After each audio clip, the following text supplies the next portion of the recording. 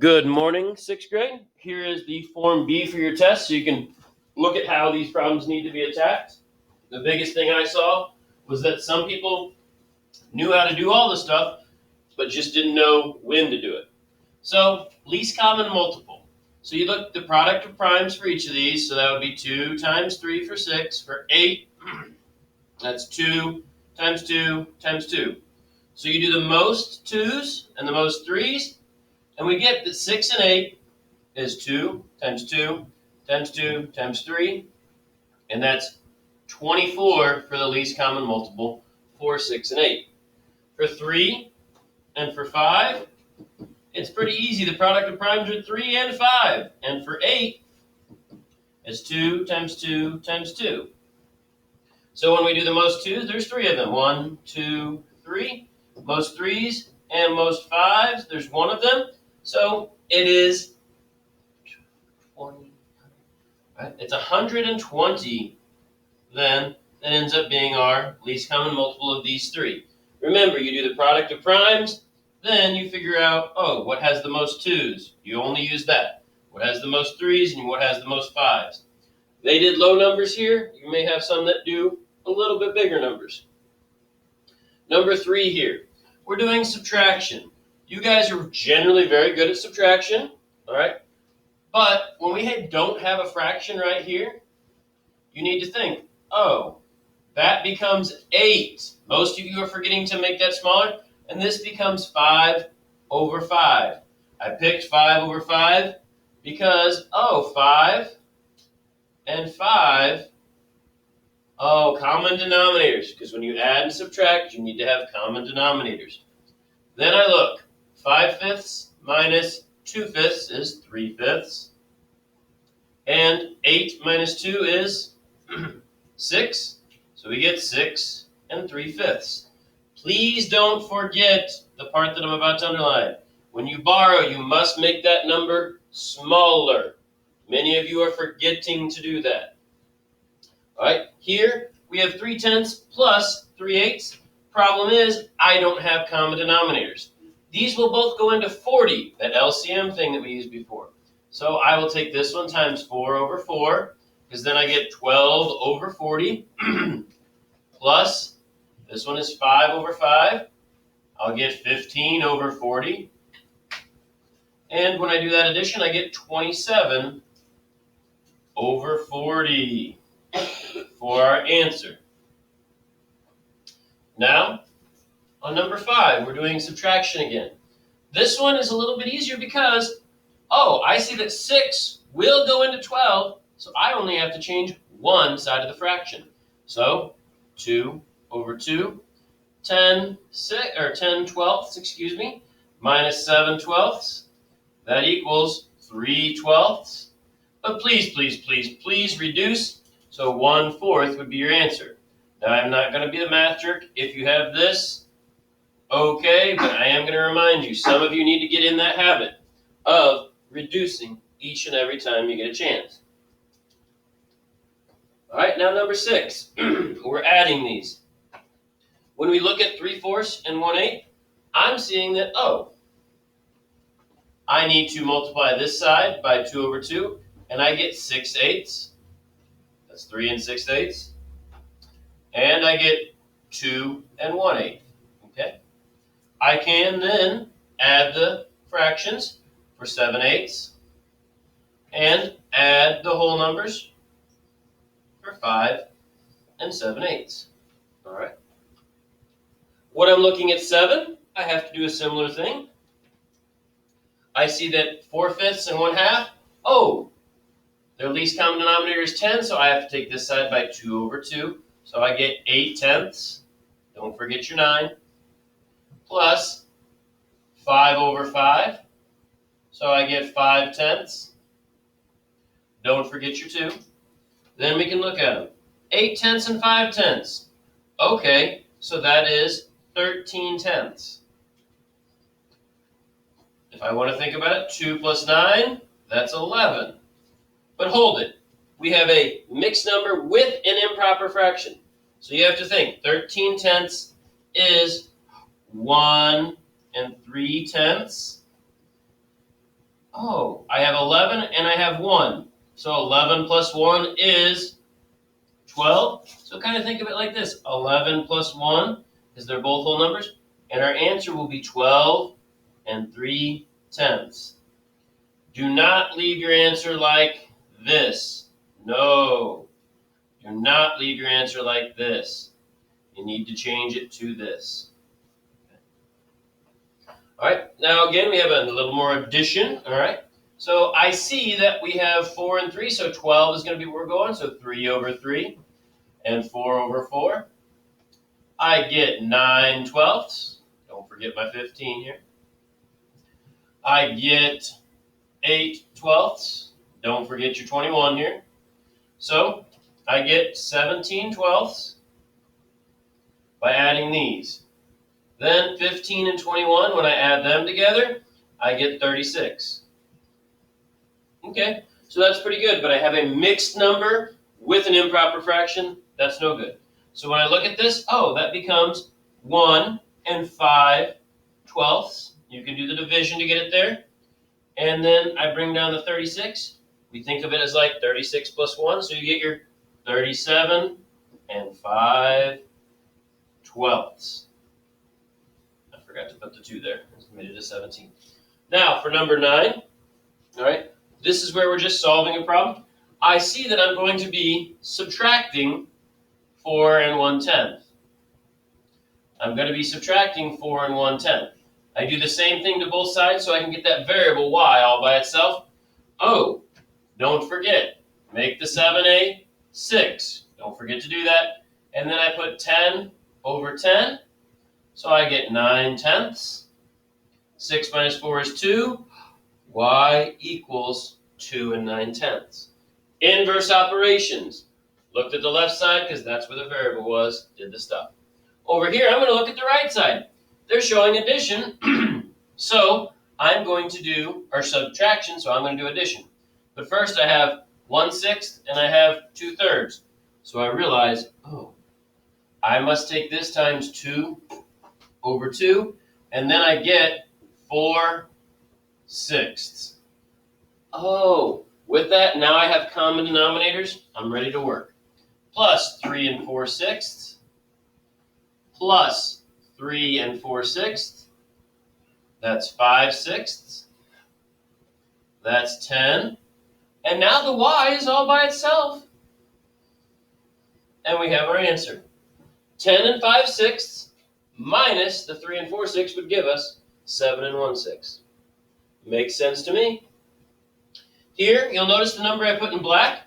That number I added. So I have a numerator 6 and a denominator 1. I have a numerator 2 and a denominator 3. When multiplying fractions, numerator times numerator. 6 times 2, 12. 1 times 3, 3. I can reduce, or you can just simply do division, yes. That's 4 over 1, so 4 is my answer. All right, very good.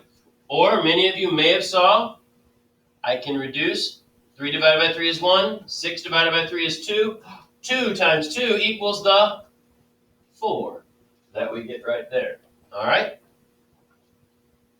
Now for number 12. As we move on, this is one where we may need to borrow again. So let's get common denominators. That'll be our very first step. I'm going to need to do 4 over 4. I'm going to need to do 3 over 3 so we get those common denominators. I have 5 and 8/12 minus 2 and 9/12. All right. I see that, I do not have enough. Now this is where we make our bogus mistakes. That becomes 4. Remember, the 5 does. And then we add 12 over 12, that fancy one. So we would get 4 and 20/12 minus 2 and 9/12. When borrowing, you must make that whole number 1 less. So 20 minus 9, that's 11/12. 4 minus 2, that's 2. We get our answer. 13. We have a multiplication problem again. Denominator times denominator. 7 times 4 is 28. Numerator times numerator. 5 times 3 is 15. All right. And we have our answer if it's not reducible. If it is, please reduce. This one, over here, this says 4t. That means 4 times t. So they're saying t equals 3/7. So what they're really just wanting you to do is take 4 times 3 over 7. Oh, I want to make that a fraction. Divide by 1. It doesn't change anything. 4 times 3 is 12. 1 times 7 is 7. Oh, so I get 1 and 5/7 for my answer. Okay. 15. Now, I would advise we make this 3 over 1. And I would say, let's do the triangle method. 22 over 5. All right, when I look here, there's no reducing to be done. So 3 times 22 is 66. And 1 times 5 is 5. So now this one's a bigger number, so we can always do this. 66, that's the dividend, it's on the inside. And 5 is the divisor, it's on the outside. 1, there's your 5. It's 11, 16. All right, then there's 3. Okay, that's 15. We're left with a 1. The number on top, the 13, that becomes the whole number, 13. The number on bottom, that becomes your numerator, 1. And the number on top, or the number we divided by, is 5. Our denominator stays the same. 13 and 1/5. I need you to put it in the mixed number form. If I see this, I will give you at least partial credit, but I really need to see that. Okay? Now on to 16. 16, we're doing a multiplication. All right? So I have 2/3, which is good. When we're multiplying, we can't have a mixed number. Triangle method. 8. 9 over 2. Okay? My advice, you can do 18 over 6 and realize that's 3. Or you can see, oh, I divide by 2, 1. Divide by 2, 1. Divide by 3, that's 3. Divide by 3, that's 1. 1 times 3, oh, that makes 3, and we're good to go. Okay, so 3 is our answer. Now, 18. For some reason, I skipped 17. I am sorry, things are written out. We're not going back. All right, we focus on division by 4/5. But we really don't do division, so we focus on that second fraction. I do the reciprocal of it, because dividing by 4/5 is the same as multiplying by 5 over 4. I bring down the 2/3. I can reduce if I'd like. Divide by 2, that's 2. Divide by 2, that's 1. I can get 5 over 6. Happy days, I've got my answer. 19. Before we move on, 15, 18. Oh, 18 over 5. Divided by 3/4. Dividing by 3/4 is the same as multiplying by the reciprocal of 3/4. So 4 over 3, and I know I'm multiplying now. Keep the 18 over 5, and we're there. I would really advise, if you can, reduce. Divide by 3, divide by 3, that's 6. Because it's going to make your math a lot easier in the end. 6 times 4 is 24 over 5. And that makes for 4 and 4/5. Because if you didn't do it, 18 times 4, that's 36, and 40, that's 76 over 15, and the math becomes just a lot more difficult. Okay? 20. Another problem very similar. 29 over 10. 29 over 10 divided by, triangle method, 10 over 3. Okay? So I again then would say 29 over 10. Had to focus on this second one. Dividing by 10/3 is the same as multiplying by 3/10. All right. I don't see any reducing we can do, so that's 100 on the bottom. I'm not sure what 29 times 3 is. I'm thinking it's 87, but we'll see. All right. Just to be sure. 3 times 9 is 27. There's a 2 up there. 6 and then 8. 87. 87 over 100 ends up being our answer. Watch these, get the steps. These are the tips and tricks. Now, 4 over 1 times 8. To make sure we get the a by itself, I'm going to multiply by the reciprocal of 1/4, because then the 4's cross out. A is by itself, yay! If I multiply by 1/4, like I circled, I got to multiply by 1/4 over here. All right? Multiplying by 1/4 gives me 2 over 12, or 1/6 if I reduce that. Okay? 8/11 y equals 6 over 1. Notice the black one I put in there? That's to show, hey, we made it into a fraction. Now I'm looking at the 8/11. I want to get that y all alone, so I multiply by 11 over 8 because, 11 and 11, 8 and 8, they cross out. Y is all by itself. We did what we wanted to do. Over here, with the red arrow, we multiplied by 11 over 8. That's what we did on that side. So we're multiplying by 11 over 8 on this side. I would reduce, divide by 2, that's 4. Divide by 2, that's 3. 3 times 11 is 33 over 4. We can do our division, 33 divided by 4. We get 8. That's 32. There's a 1. The number above, that's the whole number, 8. 4 was our original denominator, so it stays our original denominator.